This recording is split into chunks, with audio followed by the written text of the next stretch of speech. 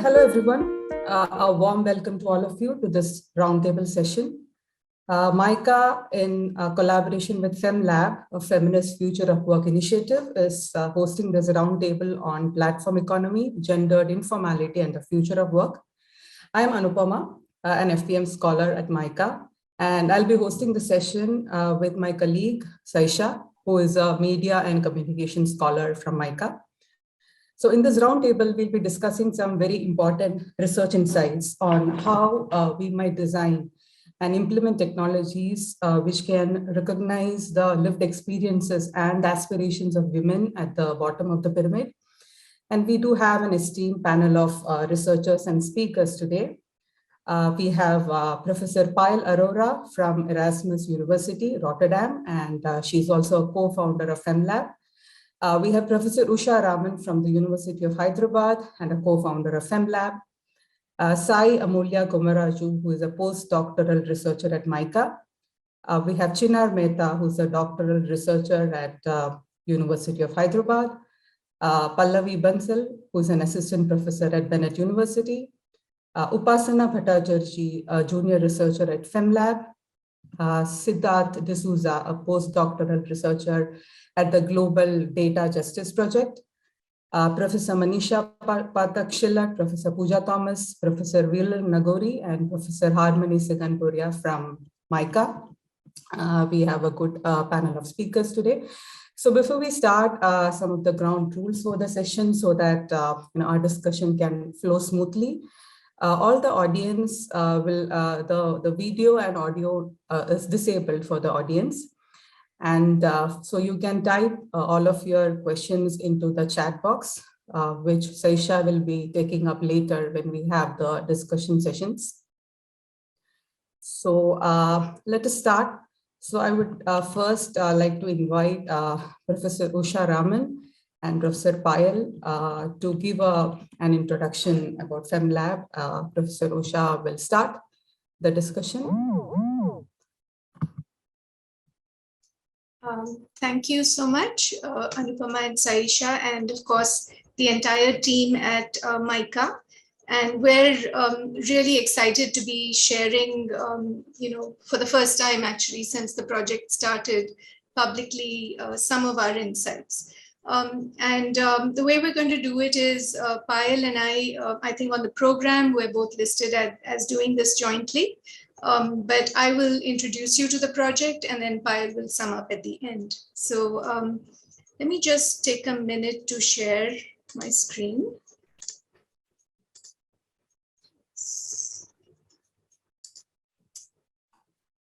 Okay, great. So I think, it's really a pleasure to be introducing FemLab to the public, so to speak. It's our first sharing on a platform that is not entirely just the team. So we're really delighted to be doing this. And I have to thank particularly Manisha for this invitation, but the entire team at MICA as well. So this slide just outlines the entire team. Payal and I got together to think through this project. With funding from IDRC, and we have an amazing research team that's now spread across the globe, and many of you already know Amulya, and you will be introduced to some of the others on our team as we go along. So I'm just going to take a few minutes to introduce the project, give you all a little bit of an overview of where we're coming from, what our objectives were when we started, and then the 5 presentations that will form the bulk of the panel will give you further insights into what we've been doing. So the broad context of our work is situated in India's informal economy. And it's not a surprise that a bulk of India's economy is in the informal sector. A bulk of India's working population is in the informal sector. And much of this is made up of women. I think we all understand that, the counting actually severely underrepresents women. So we know that 90% of working women are in informal labor, but not all of those 90% are actually counted as labor. And one of the things that we wanted to explore when we started the project was how does how do new modes of working, new modes of interfacing between work and workers, how do these things overlaid with the digital, how do they influence our lives, our working lives, the construction of value, the construction of work, and so on. And what we now call platforms actually can be understood in varying ways, right? So platforms are usually associated with technology, but not all platforms are technology based.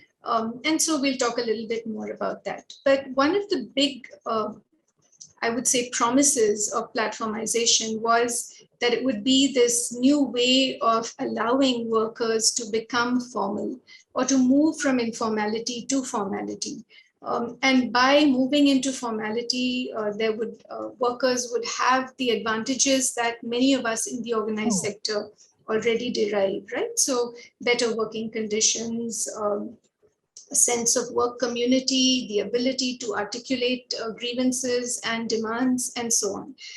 So to what extent does the current design of platforms actually allow that to happen? And to what extent is it, or does it remain for the time being, a false promise?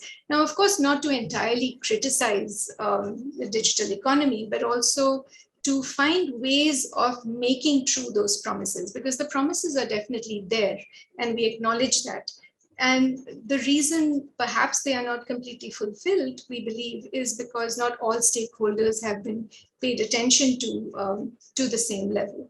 And it's important in this exercise of trying to understand how we better represent the informal sector to pay attention to issues of intersecting identities, those of caste, gender, religion, and language. And of course, FemLab's focus is primarily on gender, without ignoring the other intersections that women's identities are implicated with. And in the 2 years that we've been working, I think we have emerged with a lot of new questions. We have emerged with some insights, as you will see in the course of the next couple of hours. But some of the things we're trying to rethink is actually the vocabulary of work. So how do we talk about precarity? How do we understand precarity from the point of view of the women who experience it? What does it mean to enter into a contract with an organization, with an intermediary agency, with a supervisor? So what does a contract mean, and how can a contract be made more compassionate, more understandable, and more more situated in the lives of the women who work? And what kind of collectives really can be formed and can be activated that best represent the needs and the desires of these women at the bottom of the pyramid. And one thing that we've really found, and we are finding that is increasingly defining this group of women who work in the informal sector, is that there are really blurred boundaries of work and life spaces. So where they work, the manner in which their non-work lives enter into their workspaces, and so on. And I think these are important concerns to then feed upwards into those who design platforms and who manage them and who optimize them. So these are some of the things that we're trying to look at. And this slide really shows you what we set out to do and what we hope to achieve through the insights that we gather. So over the past 2 years in the 5 sectors that we've been working with, that is the construction sector, the sanitation sector, the home-based salon sector, artisanal sector, and the ride-hailing sector. What we've found is, or what we're trying to understand is, what are the communicative practices that women engage with in relation to work and in relation to organizing their work? What are the spaces that exist for negotiation? How do we find and amplify their voices? And particularly in relation to how they interface with the contracting agency. What is the nature of this precarity, right? I mean, in the past 2 years, especially with COVID, we found that precarity has taken many forms and it arises from many sources.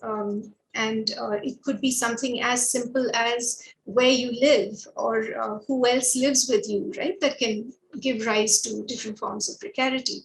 And of course, how work fits into the life worlds of these women. And taking the insights that we've gained from the field, we hope to apply them to help design ethical platforms, create modes of storytelling that can actually reach multiple stakeholders, particularly those who make decisions on the one hand, but also on the other hand, to feed back notions of rights and organization to these women in ways that make sense to them. Just a minute, Professor Visha, are you changing the slides or? No. Okay. Yeah, or are you not able to see the slides? We are seeing only the first slide. I see, that's strange. Let me stop and start again then, because I've been changing the slides all through. Okay, let me try sharing again.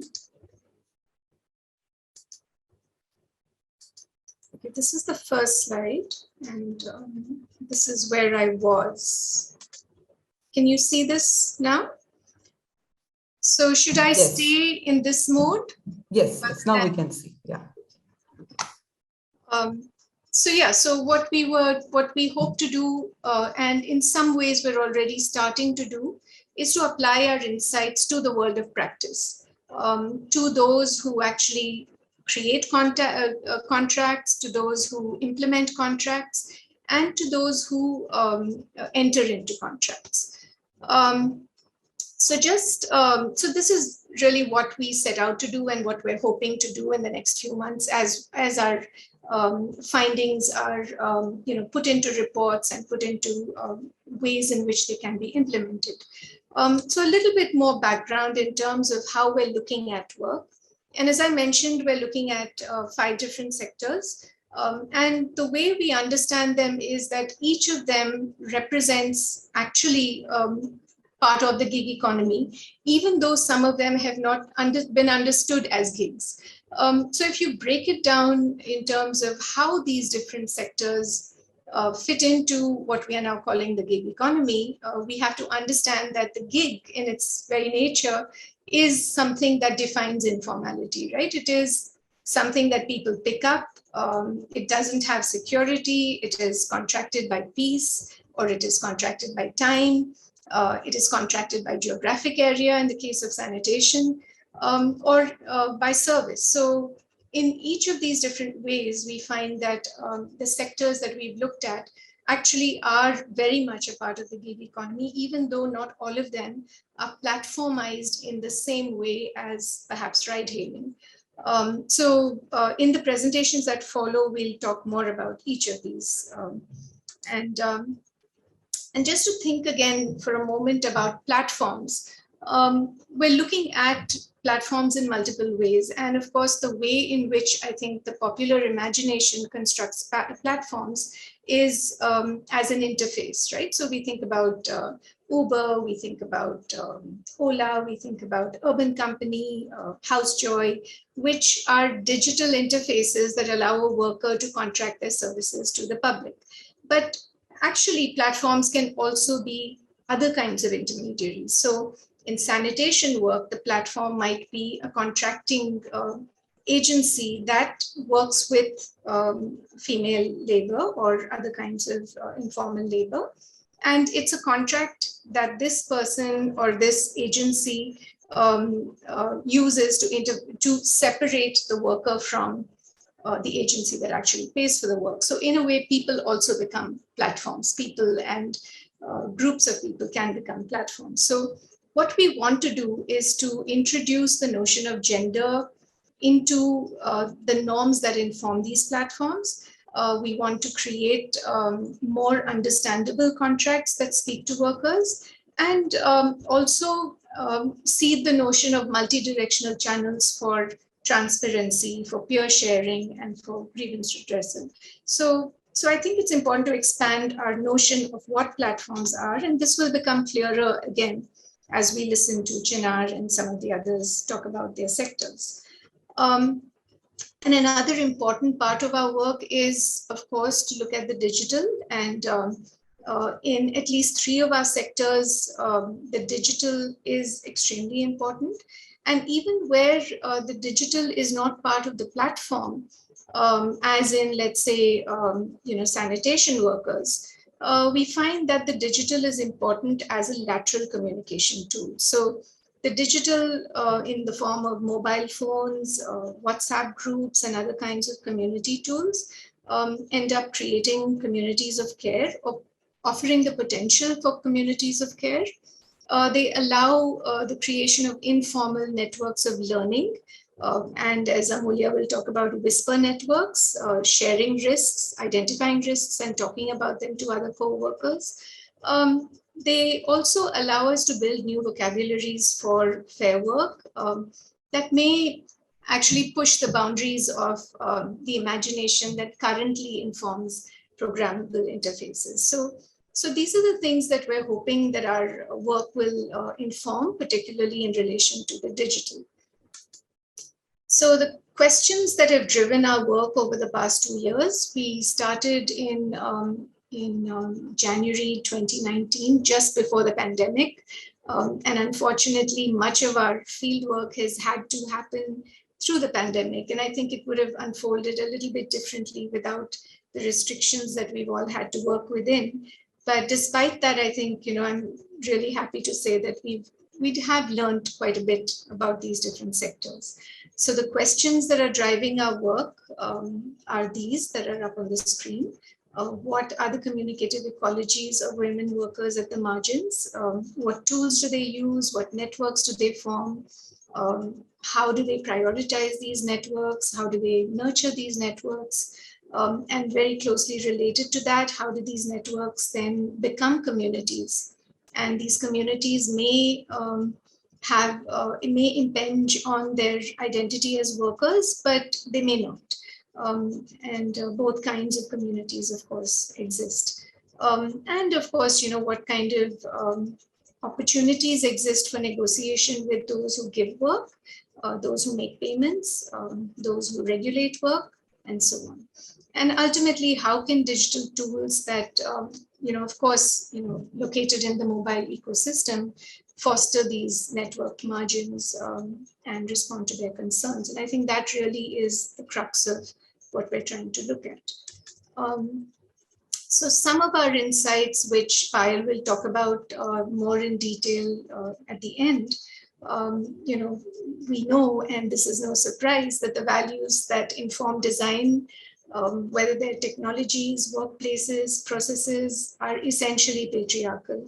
They do not include the imagination of a woman's work in the way they are constructed. And it requires constant nudging, constant feeding back to bring these new imaginaries to designers. We are finding that women workers draw on a variety of networks, right, including kinship networks and communities to negotiate contracts, both formal and informal. Platformization can disrupt proximal networks in a good way, but also in a bad way. I mean, the moment a platform enters, then you're linked to something distant and you lose the connection with something near. But at the same time, this connection with the distant can help build broader solidarities, particularly at national and regional levels.